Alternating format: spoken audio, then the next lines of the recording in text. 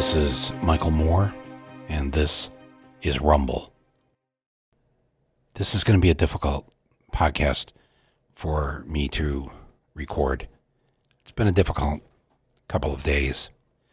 It began at 1:17 p.m. on Monday when CNN.com published a story saying that there were people in the Elizabeth Warren campaign knew about a meeting and a conversation that Elizabeth had had with Bernie Sanders at the end of 2018. It was a private meeting, and nobody was in the room besides Bernie and Elizabeth.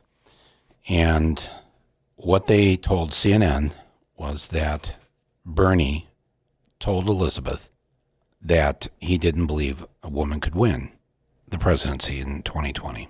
And they ran with that story without any backup or agreement or denial from the Warren campaign, nothing from the Sanders campaign.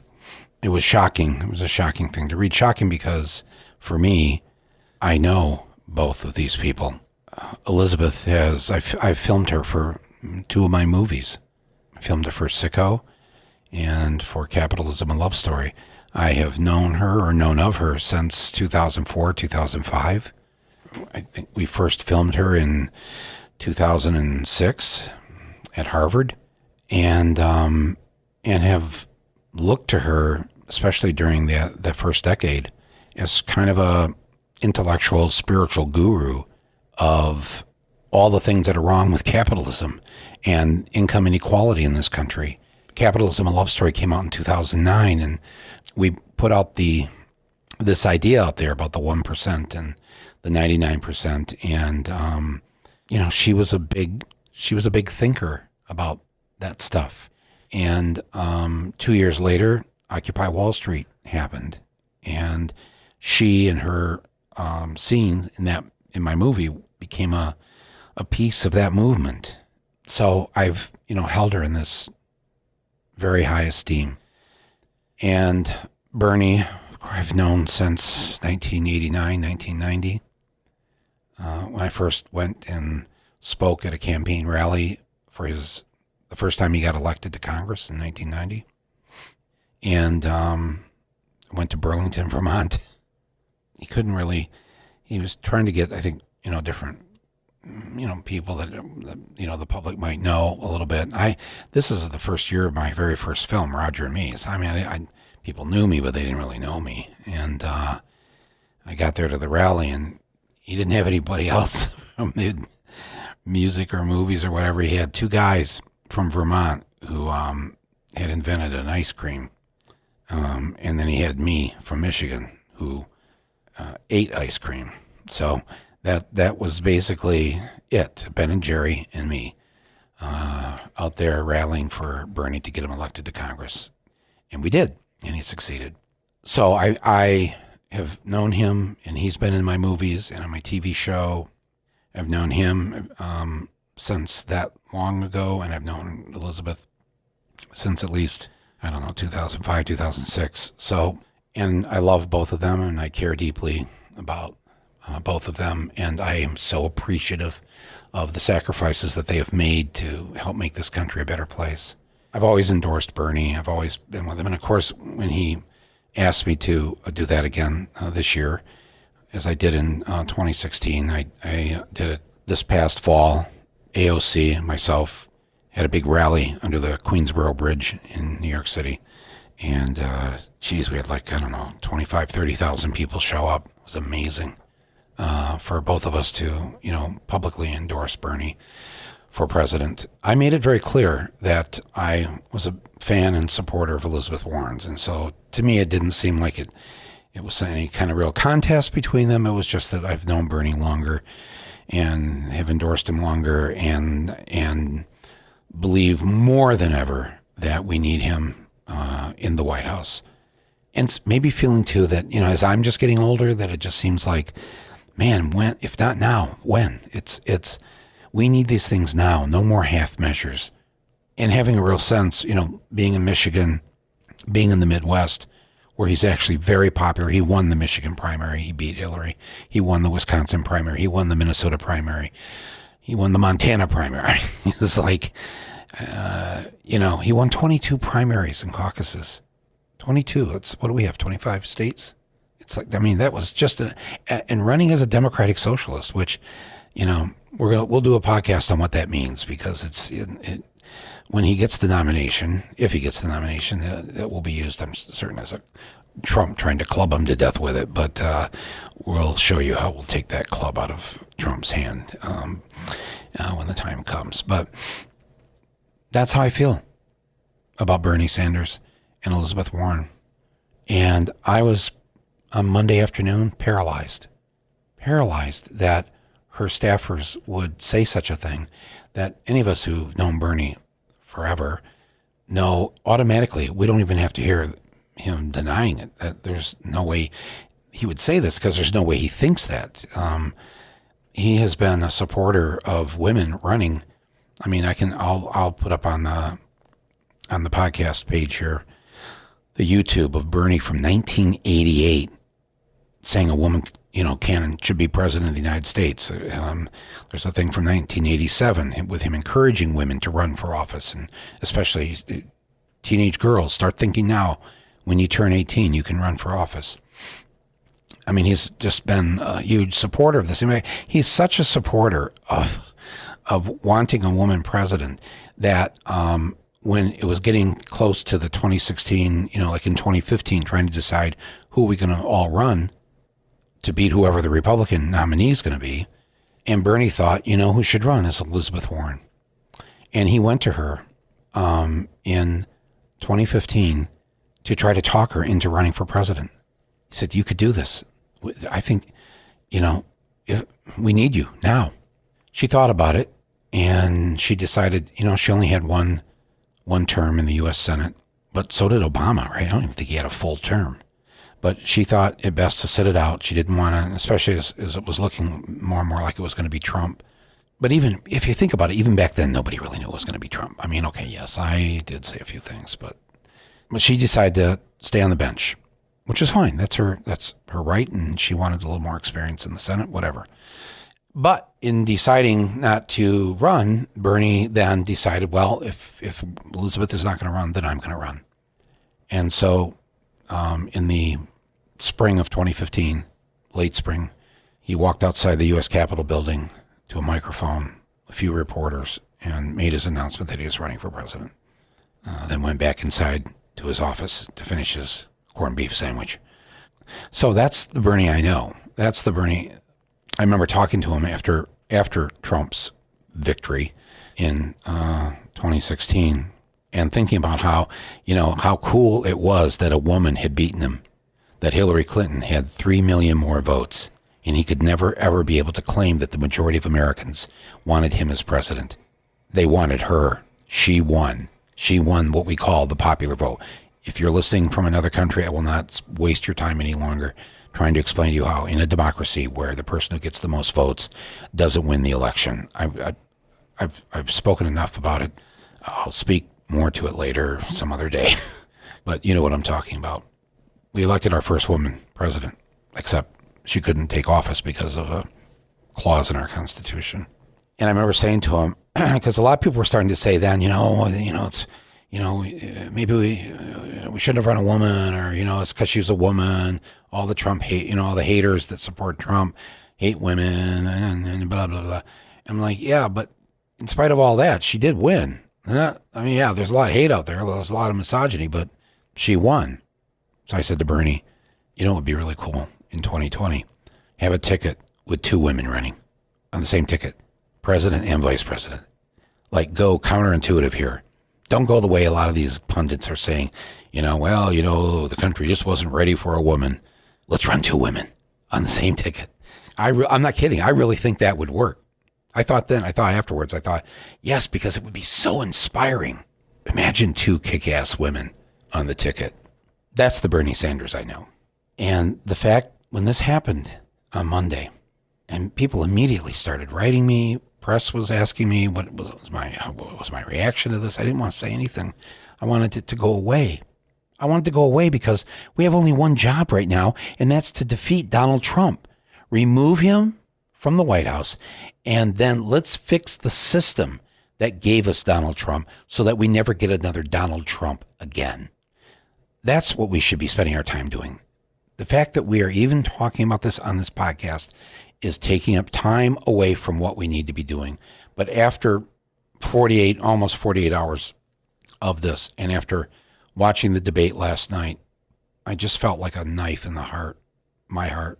I thought by the end of Monday afternoon, after this malicious lie was told about Bernie, I thought, okay, well, Elizabeth, knowing what I know of her, I mean, we're not close personal friends or anything. I'm just saying that the Elizabeth Warren I know, by the end of this evening, is going to issue a statement saying, I'm sorry about this report. I don't know who did this on my staff, but that's just not anything near what Bernie said. It's not true. He, of course, does not believe that a woman can't win the presidency of the United States. And she did. She made her statement within a couple of hours on Monday night. And the statement was essentially confirming the lie, continuing the lie that, and maybe I should stop right here and say, when I say the lie, I'm saying, obviously, I wasn't in the room. There's only two people in the room. Only two know the truth. So one of them is lying right now, and one of them is not. Unless there was some misunderstanding. I mean, a lot of people have spoken about how maybe Bernie was talking about whoever's running against Trump in 2020, if it's a woman, his level of hate and misogyny is going to be so intense that it'll be a rough road to hoe. Doesn't mean that it can't happen, obviously. I mean, how many people, including yourself, if I could turn the clock back to 2006, how many of you said, oh, I love Barack Obama, but, I mean, come on, this is the United States of America. There's no way he's going to win. Because what you were saying was there's no way a black man can win in this country. And why were you saying that? Well, you were saying it because you know that the level of racism in this country is still pretty high, pretty disgusting, pretty sad. And a man, not only black, but with the name Barack Hussein Obama. Give me a fucking break, right? You know how many of you are listening to this right now. That's what you thought. That's what you said. And then you realized at some point, oh, you know what? I'm wrong. I think he can win. I'm going to go to work for him. I'm going to get out the vote. I'm going to vote. So I know it's not unusual then if some people still think that a woman can't get elected. I don't know why you would think that now. And as Bernie said at the debate last night, he just asked the audience, who believes that a woman can't get elected president of the United States? A woman can't win. Nobody in the audience raised their hand, It's like nobody. I didn't hear anybody shout out, I do. I mean, I don't. No, that didn't happen because nobody, and I mean nobody, including, I think, conservatives. And if you're a Republican listening to this, you know in your heart of hearts a woman can win. You have Republican senators who are women. This is a ridiculous conversation to be having in the year 2020.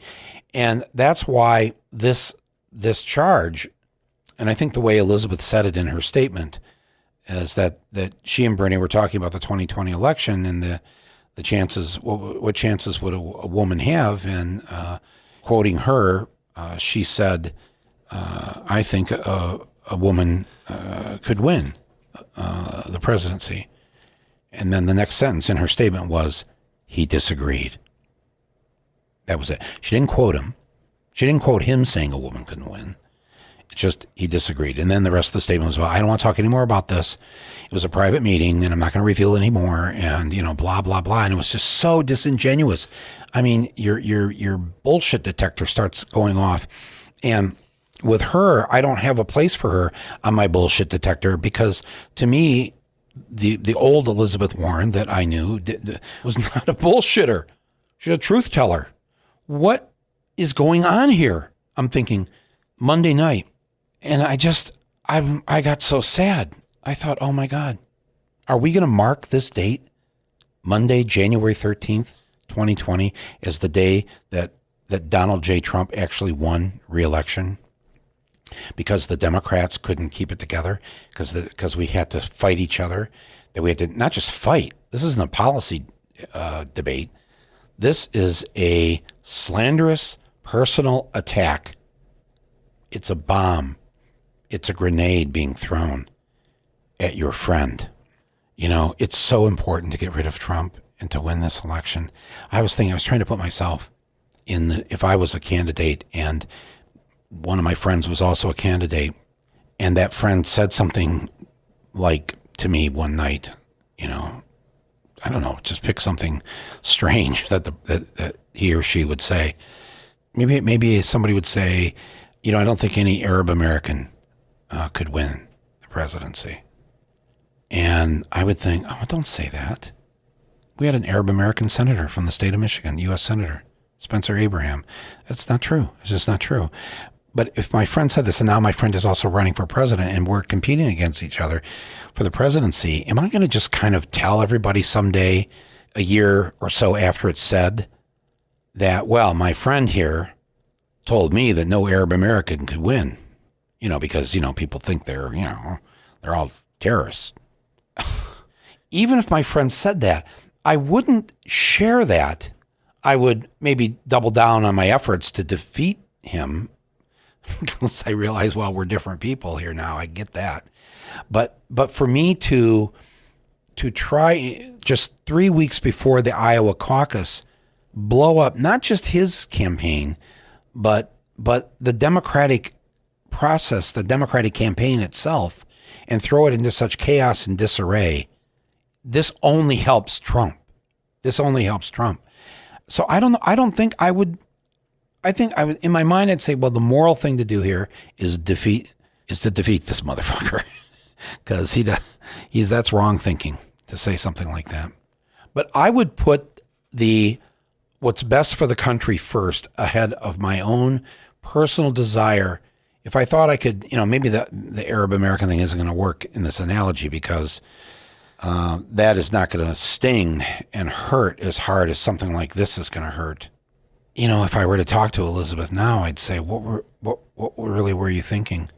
Because now it's clear that your staff just weren't acting on their own. This was kind of planned out, it seems.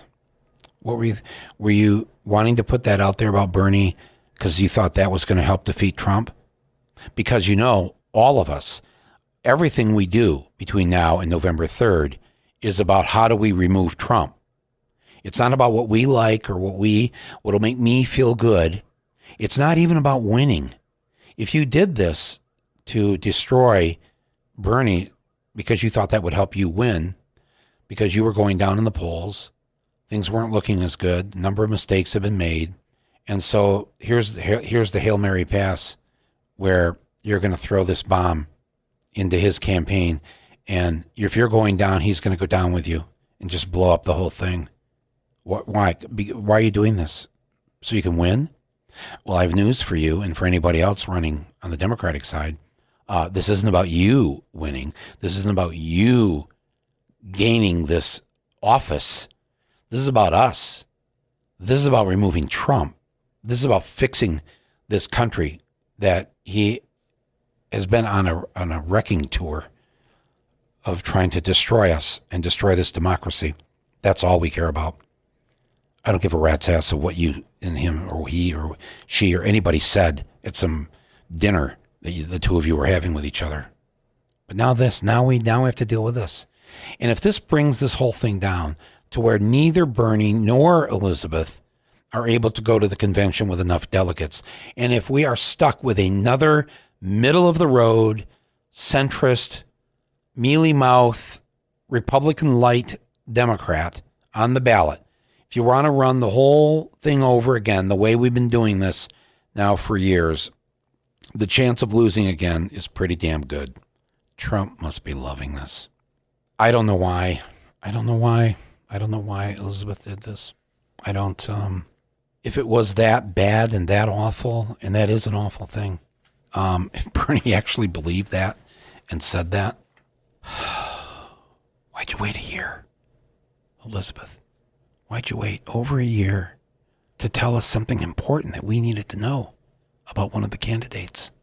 You waited to the moment where it appeared that you were losing. And it's just a couple, 3 weeks before the Iowa caucus. Wow. I don't get it. I'm so sad. I'm really sad. I'm not angry about this. I'm just really sad. These are two people, as I said, that I know and love, and one of them decided to take the pin out of a hand grenade and throw it at this other good person. And then after sleeping on it for a night, I start to think about how I've turned my head the other way when I hear things or see things. We all do this with people, with friends, with family members. You know, you see something, you hear something, something isn't quite right, and then you go, oh, I'm not going to think about that. I don't want to think about what she just said. I don't want to think about what he just did. You know how we do this? We want to like stick our heads in the sand really quick because life is hard enough. I don't need to be confronted with this or that. And so this is what I've done with Elizabeth over the last, I think, couple of years. It just kind of hit me going back on the different things that I've heard her say or do. And I'm like, and at the time I go, oh, why'd you say that? Why'd you do that? That doesn't sound right. It doesn't sound like you. What campaign consultants have you hired that are in your head? They're in your ear. They're telling you, say this, do that. You're not being yourself. I see you on TV. I should put up some of my old footage of you in the first decade of this century. You don't look like the same person. You don't sound like the same person. This old footage of you, you're authentic. You're the real deal. That's why I wanted you in my movies. I wanted the rest of the country to know about you. Nobody other than people who went to Harvard, or if they read your papers or whatever, nobody knew who you were. And I'm pretty sure I was the first person to take you to a nationwide audience through my movies. I mean, there's you and I back in, where it's, 2006 or whatever, talking about what we now call Medicare for all, but a real plan to where we would have what the Canadians and the French and the Swedes and the British and the Irish and everybody else has. Oh, man. It was exhilarating having this footage of you, having you say the things that you said. That's not the Elizabeth I've been looking at in the last year or so. So many times you've said things that I know weren't true, and I knew it. I think other people knew it too, and nobody wanted to say. We didn't want to say anything because you're too important. You're too good. We need you. We need you. And so I would just ignore what you said or did and just, hey, we're all human. We make mistakes. I make mistakes. I say things and I think, later I go, why did I say that? Oh, no, was that right? No, I think I was off by a digit there. I got to get that right. We all do that. She started saying things like her presidential campaign was 100% grassroots funded, which really isn't or wasn't true because first of all, she carried over, millions of dollars that her Senate campaign had raised and not spent. And a lot of that campaign money came from wealthy donors. In fact, at the last debate, when she was criticizing Mayor Pete there for having his, wine cave, high-end wine cave fundraisers, but she'd had her wine sipping fundraisers too at one point back in the day when she was running for Senate. And it was like, well, don't be hypocritical here. You're accusing him of doing what, you've done. Nathan Robinson, who's the editor and publisher of Current Affairs, has written a very good piece outlining these various things that she's said and done during the campaign. And it's been painful for those of us who love her and we're not wanting to say anything, but it's like, how long do you go without saying anything? You let it go so long and we don't point out her embellishments over the last year. And then something like this happens where it doesn't pass the sniff test. Bernie didn't say that. You just in your gut know it. And you don't know why it got said here, but it got said. And now, she said it and went to the press with it a year and a month later after it allegedly happened. And you're thinking, yeah, this is where, remember back, a number of months ago where she said her dad was a janitor. That's the word she used. And one of her brothers got upset, called the press up and said, no, she's not telling the truth. Our dad was not a janitor. He did maintenance work. There was a time when he was laid off between jobs, and so he did maintenance work at an apartment complex. He did things like, keep the pool clean and filtered. He mowed the lawn, did maintenance work, and he was a maintenance man. And in fact, when she ran for Senate, she said that her dad, for some time, had been a maintenance man. That was the word she used. And in her autobiography, she called him a maintenance man. But suddenly, in the presidential campaign, she starts referring to him as a janitor, which I know that seems like splitting a hair. But when your siblings are like, hey, we love our dad here. And of course, there's absolutely nothing wrong with being a janitor. But he wasn't a janitor. And one of them just had it and went to the press with it. And you're thinking, oh, geez. Okay, well, I can understand. Yeah, so I'm constantly making excuses for myself when I hear these things with her. And I'm thinking, okay, no, come on, who cares? Janitor, maintenance man, knock it off. We need her. She's good people. Then it comes out that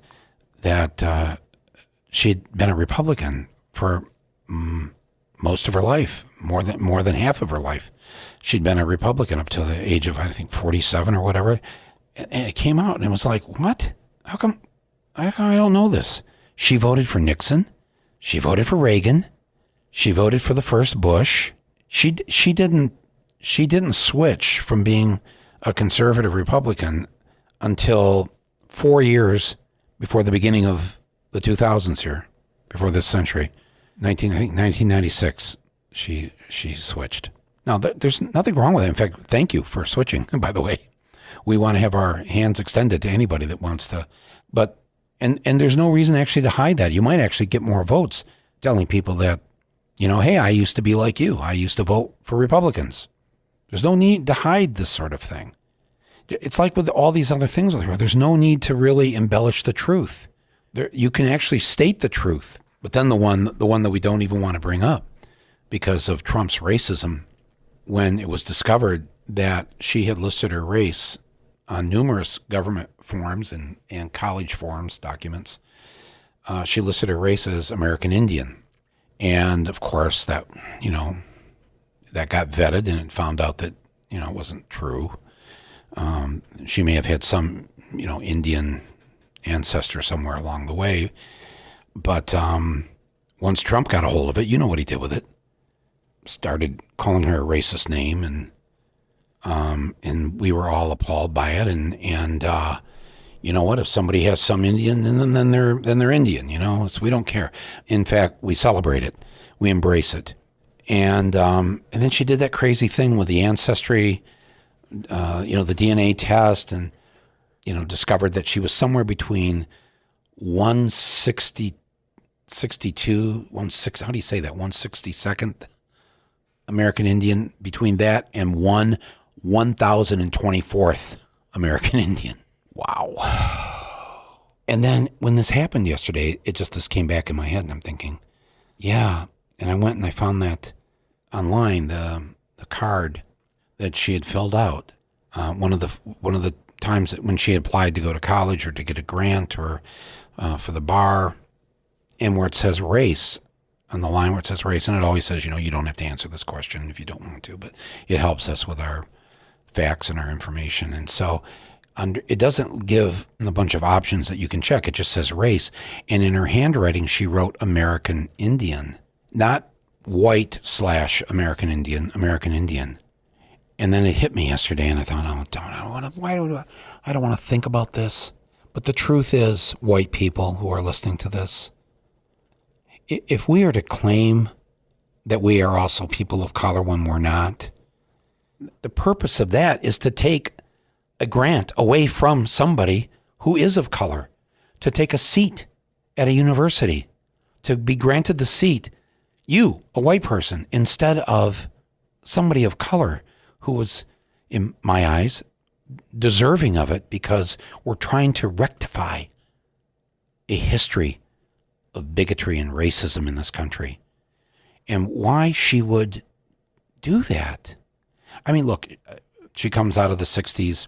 If you're from the 60s or 70s, there was a lot of attention paid to American Indians that had never been paid to them before. I remember one of my favorite books, still is of all time, Bury My Heart at Wounded Knee. And if you could claim or find that you had any Indian ancestors, that was like the coolest thing. I remember that. I have friends that, were like, yeah, I'm 1/4 Native American. And it'd be like, cool. It was a cool thing. It was something you wanted to be proud of. And, in part because what a shitty deal the Indians had been given, the genocide that they had to experience. But now when I think about embellishing the truth like this, not even putting the word white on that line, white/American Indian. Oh, it's killing me to have to even talk about this. Fuck you, Trump. Fuck you if you're listening. You're a fucking racist, calling her Pocahontas. But none of this ever had to have been discussed if she hadn't done this a number of times.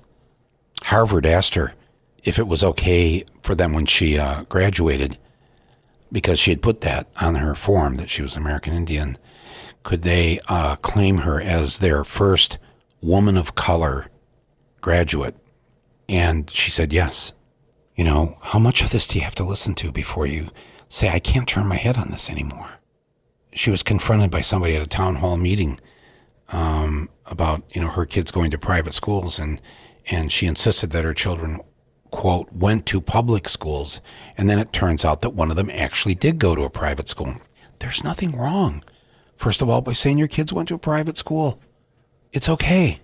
I went to a Catholic school. The Obama girls went to a private school. You don't think any less of them. I hope nobody thinks any less of me. I went to a Catholic school. There's nothing wrong with that. And if one of your kids went to a public school, one went to a private school, just say that.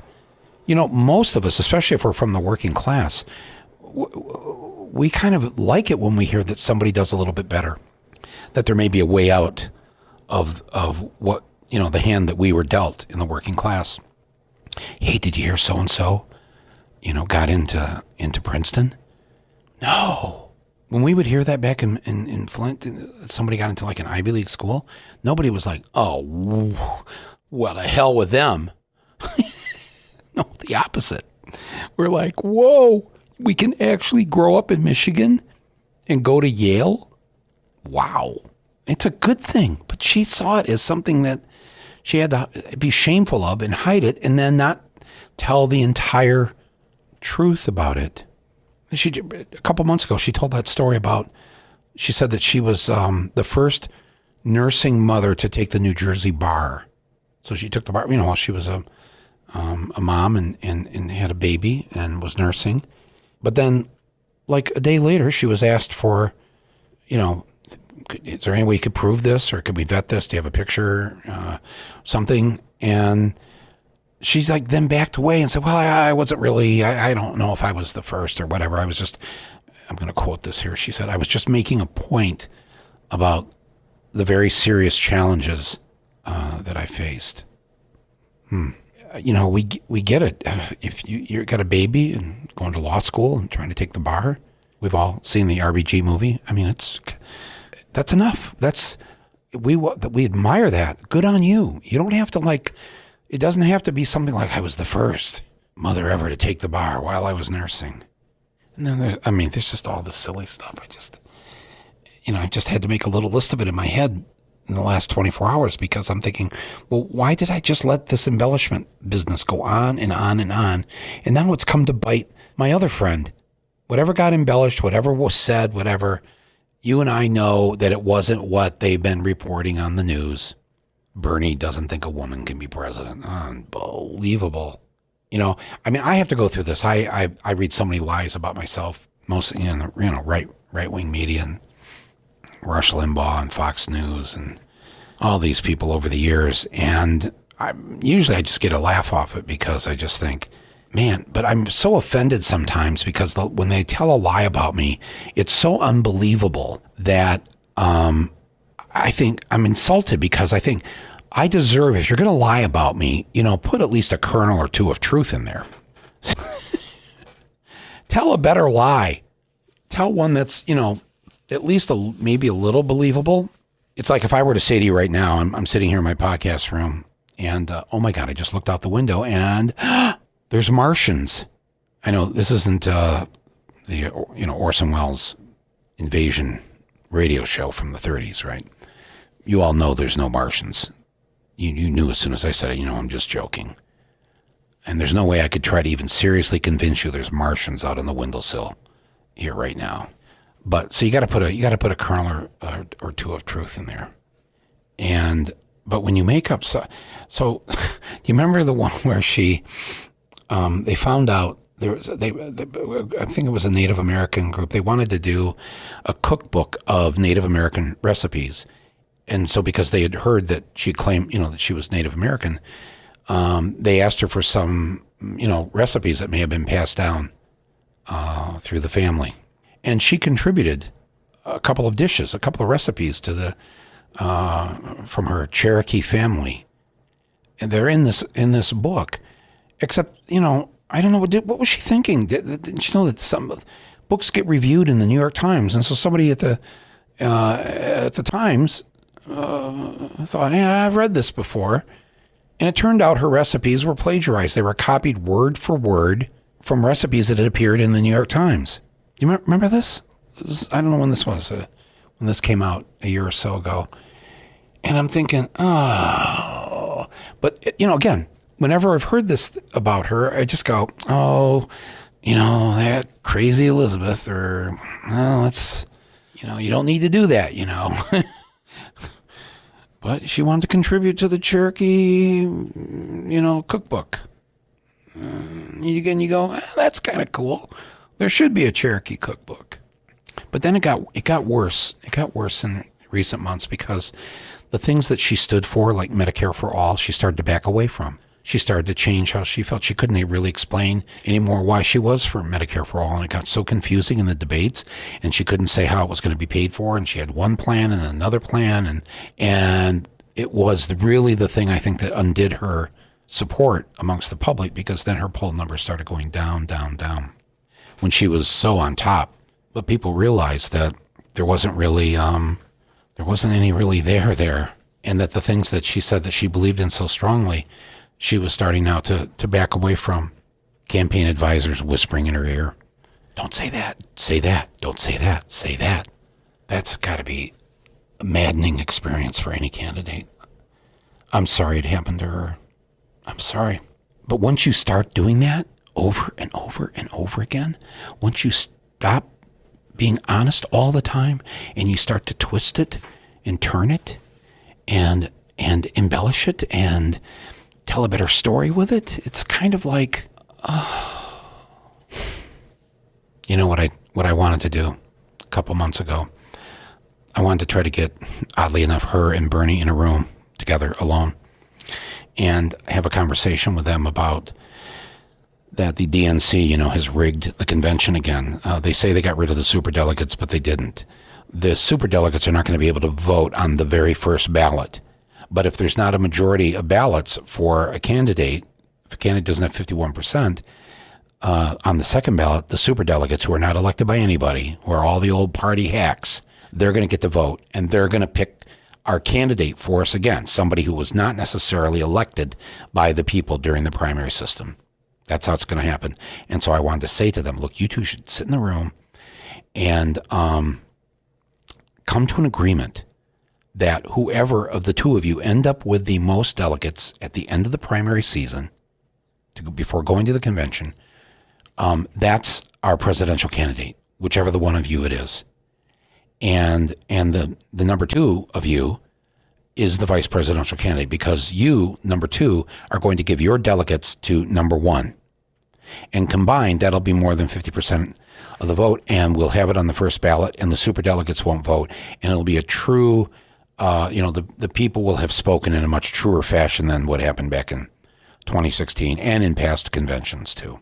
That was kind of my dream, that we'd have a woman and a man on the ticket, and one would be the presidential candidate and one would be the vice presidential candidate, and they would represent the majority wing of the Democratic Party.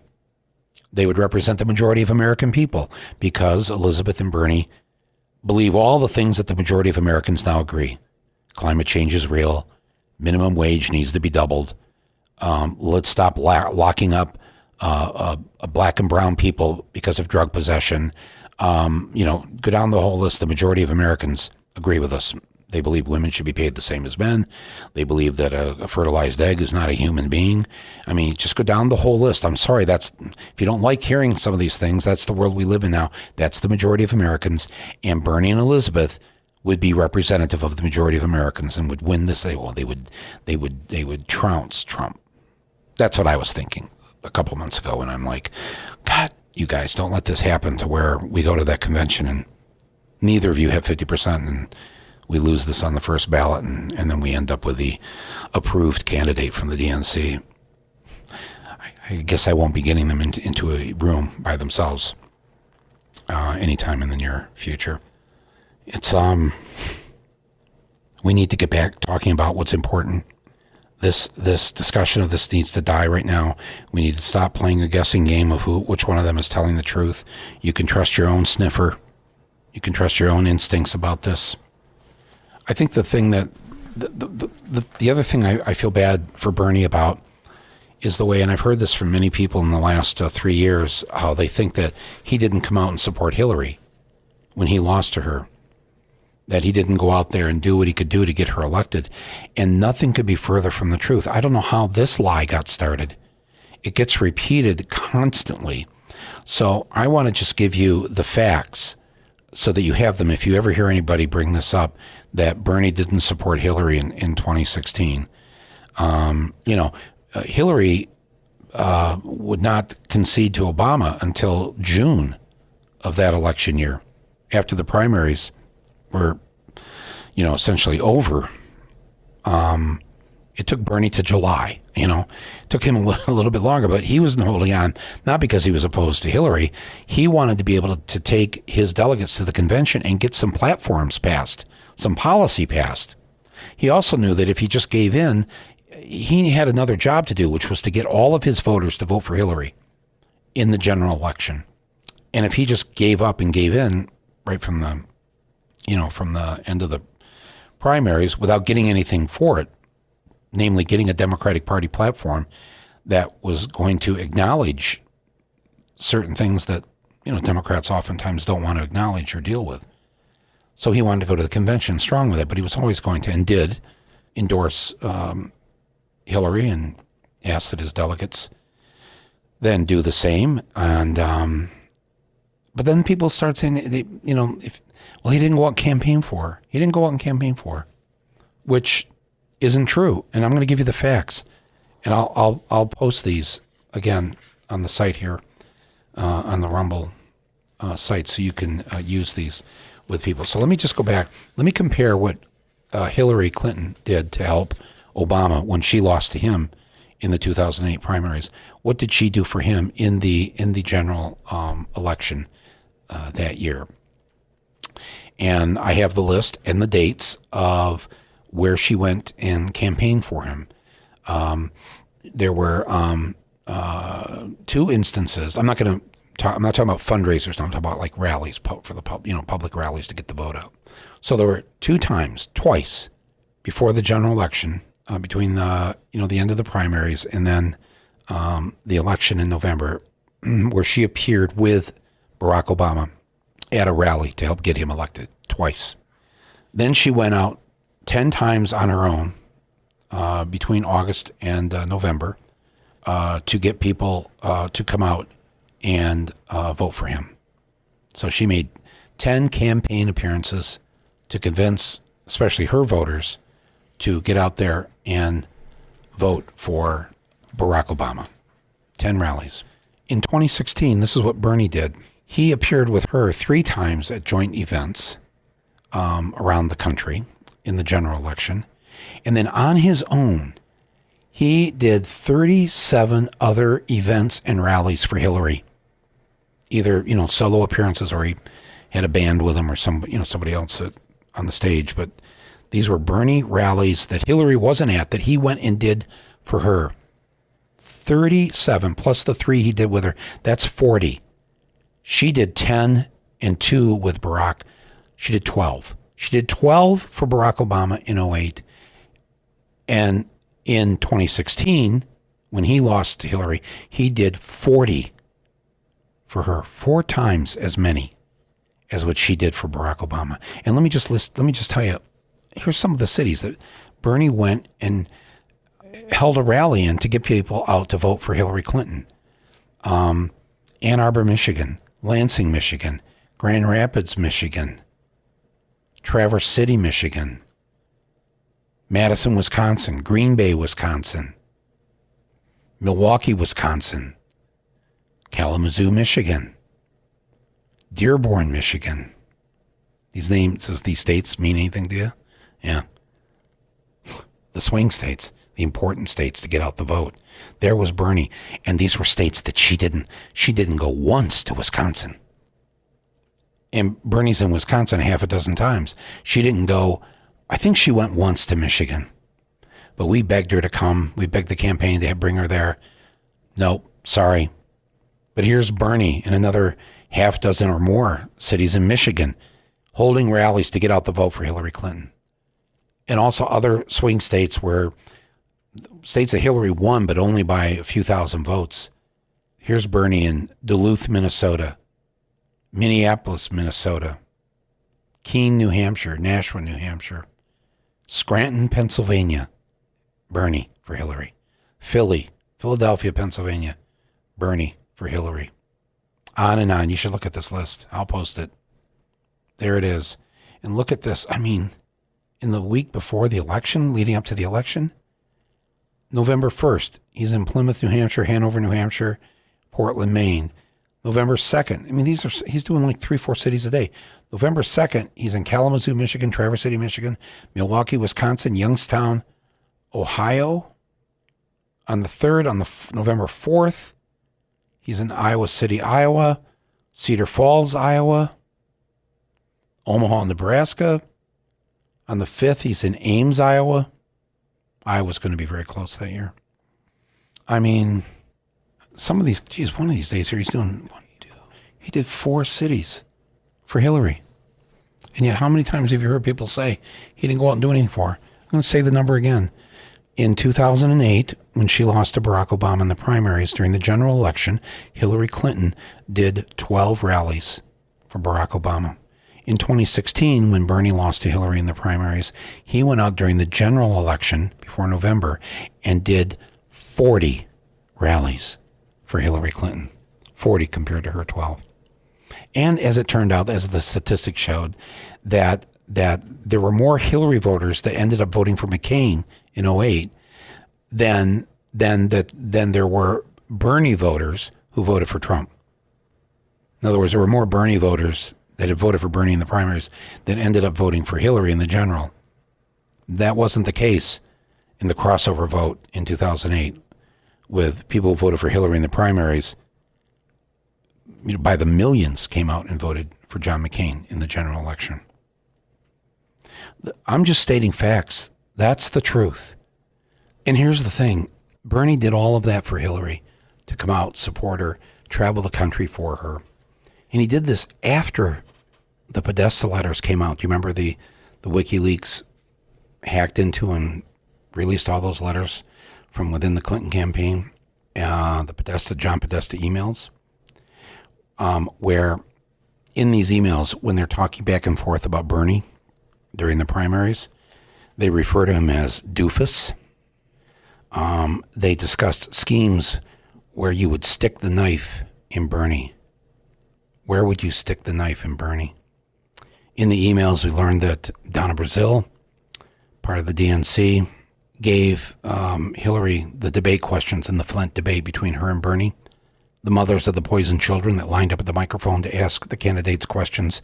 Bernie didn't know what the questions would be, but Hillary knew because the DNC and CNN had given her these questions in advance.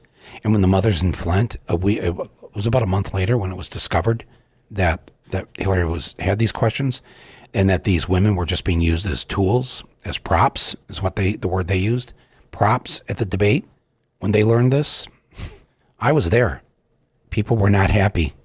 The turnout in Flint was low. Approximately 8,000 African Americans who had voted for Obama in the previous election stayed home, did not vote. I know you're saying, oh, well, they shouldn't have done that. They just screwed themselves. Well, go live in Flint for a while. Go live with your poison kids. At some point, you say to yourself, enough is enough. I can't take this anymore. I'm checking out. I'm not participating in the system. And Bernie doesn't operate on any kind of anger about this. He doesn't have any vengeance in him. He doesn't say, wow, they screwed me like that. They fixed the debate. They fixed this thing. They planned all these things to try and they went after his Jewishness. Was he really Jewish? Remember that? All this stuff to try and smear him. And after all that, and he loses, he does 40 cities around the country for her. 4 times as many that she did for Obama. It was an amazing act of kindness, forgiveness, redemption. I remember there was this, I'm going to pull this out, there was this article in the New Yorker written by Amy Davidson Sorkin just before the election, the week before the election in 2016, between Hillary and Trump. And she's on the campaign trail, and she goes to one of these events where he's doing a rally for Hillary. And she quotes him. I'm going to read. This is Bernie talking to one of these big rallies. And I think Pharrell was on the stage with him and played a few songs, introduced Bernie. And so Bernie goes up to the microphone and he says, I'm not going to do his voice, but you just roll it in your head, okay? Bernie says, there are many, many differences between Secretary Clinton and Mr. Trump, Sanders told the crowd. But there is one that is very, very profound. Are you ready for a very radical thought right now? He's telling this to the crowd, and they're all like, yeah. I don't want anyone to faint. I think we have some paramedics here. And as he said the words paramedics here, it turns out that was an excellent phrase for demonstrating his fine Brooklyn accent. And then back to Bernie saying, but I do want to make this announcement. Are you ready for it? The crowd indicated that it was. All right, Madam Secretary, you can correct me if I'm wrong here. I don't want to misspeak for you. Hillary was probably like, oh my God, what is he going to say? I don't want to misspeak for you, Secretary Clinton, but ladies and gentlemen, Secretary Clinton believes in science. Of course, the crowd goes wild. And then when the cheering had abated, Sanders continued, and he went on to talk about the wonderful things that she would do as president and how we would get back into believing in science and we would have a smart president in President Hillary Clinton. Oh, there was such hope, wasn't there? There was such a high. And myself and all of us who had voted for Bernie, who had supported Bernie, we went to the polls that day. We didn't hold our nose. We were like right in there. And we knew that night at 8 p.m. it would be announced that we were going to have our first female president and that we had lived to see it in our day. When my grandmother was born, women couldn't vote. When my mom was born, it was just a year after they were allowed to vote. That's how long we would not allow women to have a say. And still to this day, even though they're the majority gender, only 25% of the seats in Congress are women. No, we all were hoping. I sadly was hoping that my prediction would be wrong, that Trump would not win, even though I feared the worst. And he did. So here we are now. We are in a dark and dangerous time right now. We still don't know what's going to happen with Iran. That man has changed his story, Trump, so many times. And now it's clear there was no imminent threat, that they planned this assassination 7 months ago. There is nothing more important than removing Trump from the White House. That is our job. It's really the Senate's job in the coming 2 weeks. I would like to see them do their job. But if that doesn't happen, then we will do the job on November 3rd. And what we don't have any time for right now is the shenanigans of the last couple of days. The debate last night, Bernie, again, stating very clearly that this was a lie. And when he said that, it wasn't disputed by Elizabeth Warren. She just said, I've said what I've had to say about it, and that's it. Well, that's not what you say. If he really said that, and if he believed that, you go after him. You go after him. Because we're not going to tolerate that kind of thinking in this country anymore. A woman can't be fill in the blank. A woman can be anything. Anything and everything. There's no compromise on that position. I was thinking last night as I fell asleep, I don't know why this moment popped in my head back, I don't know, geez, how many years ago now? It would be 25 or more years ago. I was on a plane with my daughter, and you know how you're kind of getting settled in your seat before you take off, and the pilot comes on, and it's a woman's voice. It was the very first time I'd heard a woman's voice over the loudspeaker system in the plane. The woman was a pilot, and she said, so have a good flight here, myself and my co-pilot, Amy, somebody. And I'm like, what? The pilot and the co-pilot are both women? And we're on like Delta Airlines or American or United. I don't know, whoever the first was that let this happen, but it was like, oh my God. And my daughter was like, whoa. And I when the plane landed, we were leaving the plane, I asked the flight attendants, we got close to the door of the cockpit. And of course, this is all, pre 9/11. I said, would there be any way I could introduce my daughter to the pilots? And she said, oh yeah, no, that'd be great. And so the door was already open, and we just popped our head in there and said, hi, I want to introduce you to my daughter here. And, this is such a great, I know this sounds silly, I get tears in my eyes, just like we just got flown to Detroit by two women.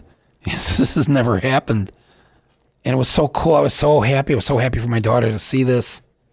I take no credit for the fact that she went on to become a women's history major in college. Okay, that's all I'm going to say. No, seriously, I don't. I have no credit in any of this. I was just glad to be alive. I was glad to be living in a country where women can and should be able to do anything and everything. And it was just one of those little moments, that just happens in life. And you just think, it's going to be a better world. Things are going to get better. Just hang on to that hope. And all I have felt for the last 48 hours is that this action that was taken on Monday afternoon could be the end of the election for us. I don't mean for Bernie. I mean us, all of us.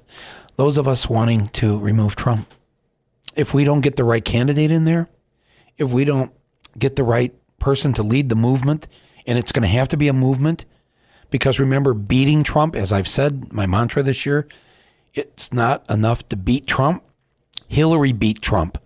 We have to crush Trump. We have to have so many millions out at the polls that there's no way anybody can disrupt what needs to happen on November 3rd. And when this was given to the press on Monday, why? So somebody could win? That's not why we're doing this. I'm not doing it so Bernie can win. If you haven't listened to him, Bernie is not really it'll be his name on the ballot. But we're not voting for Bernie. We're voting for us. We're voting for this country. We're voting for the movement of tens of millions of Americans who are sick and tired of not making sure that every person in this country can see a doctor when they get sick and not ever have to worry about anything other than getting help and getting well. Where if you want to go to college, you're not in a debtor's prison for the next 30 years. Where if your skin color isn't white, you're not being pulled over and having to worry that your life could end in this very next moment. That's what we're fighting for. And in my case, that's why I support Bernie. But I know that when I vote, I'm voting for what I just described to you. I'm voting for this better country. And that's not just some cliche. Bernie is the first. I mean, this guy, if you knew him, I know he looks like, sometimes he's like one of those, the two Muppets in, Statler and Waldorf up in the balcony,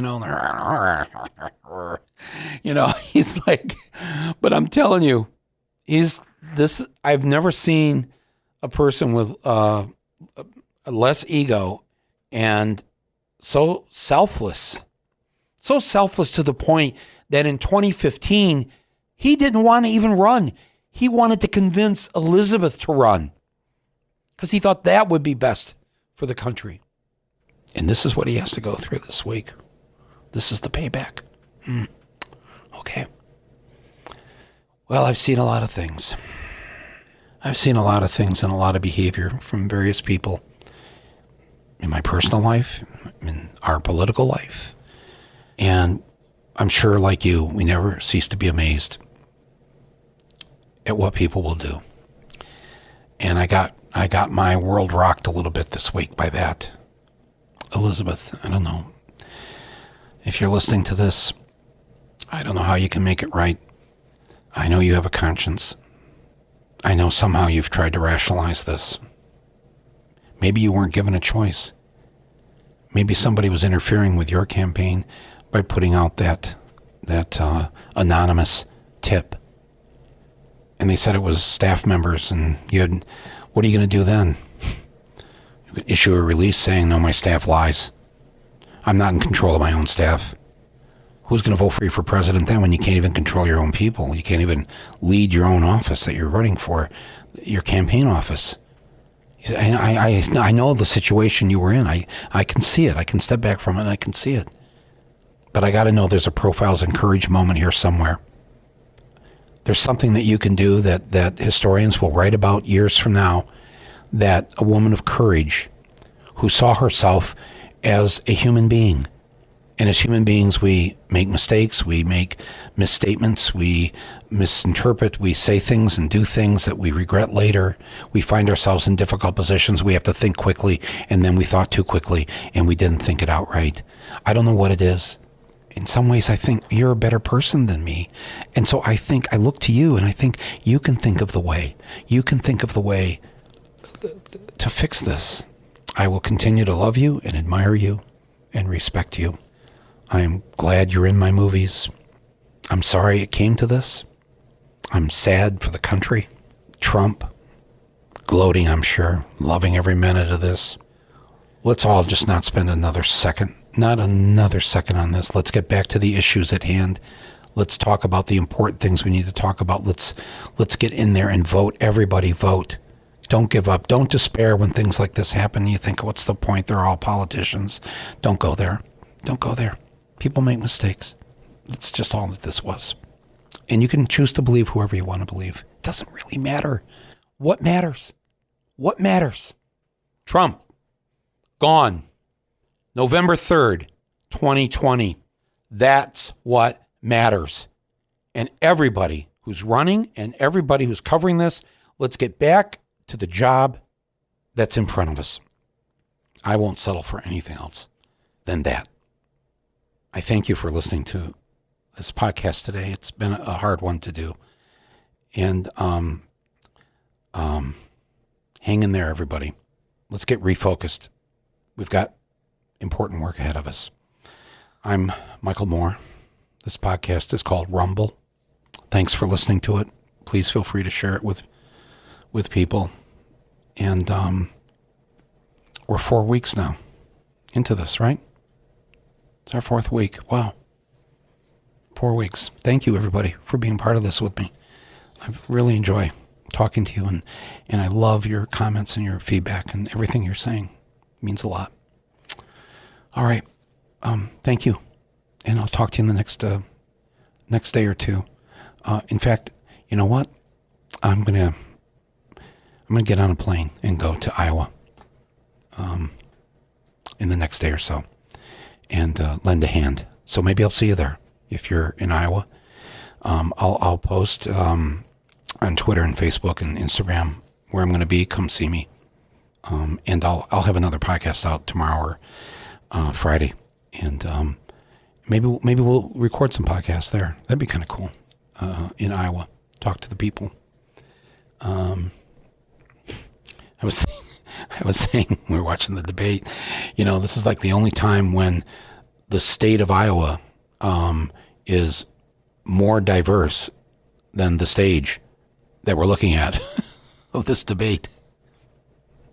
Iowa was less white than that stage. But then as soon as I said that, I thought, I have this good friend, Tia, so also producer, filmmaker, worked with her for many, many years. She said to me last year, she said, when people say white people, I think, I'm not white, I'm Jewish. If you're Jewish, you're not white. I mean, my skin color might be like yours a little bit, but I belong to a group of people, an ethnic group of people that, by and large, through the centuries have had a fairly rough go of it. And she's a child of Holocaust survivors. And when I said that, watching the debate last night, I thought, Bernie's Jewish. Why do they keep saying it's all white up there? Why don't we celebrate the fact that we have a Jewish candidate for president? I don't think that's happened before, or at least not a major candidate. That this might be the first time. It's certainly, if he won, he'd be the first Jewish president. How cool of a country are we that we not only elect a black president when African Americans make up, 12, 13% of the population, that we would elect a Jewish president? The Jews make up 2% of the population. For all of our faults and flaws, that's just how cool we are too. I'm sure Bernie, if he's listening, he will not like hearing, he does not want to focus on this sort of thing. He's not, but you should talk about how, I've got like 27 cousins. You don't have them because half of your family was wiped out in the Holocaust. It's a strange time. Thanks, everybody. I love the fact that I get to talk to you, and I love the fact that you're tuning in and listening to this podcast. And I'll talk to you. I'll talk to you hopefully tomorrow. Take care.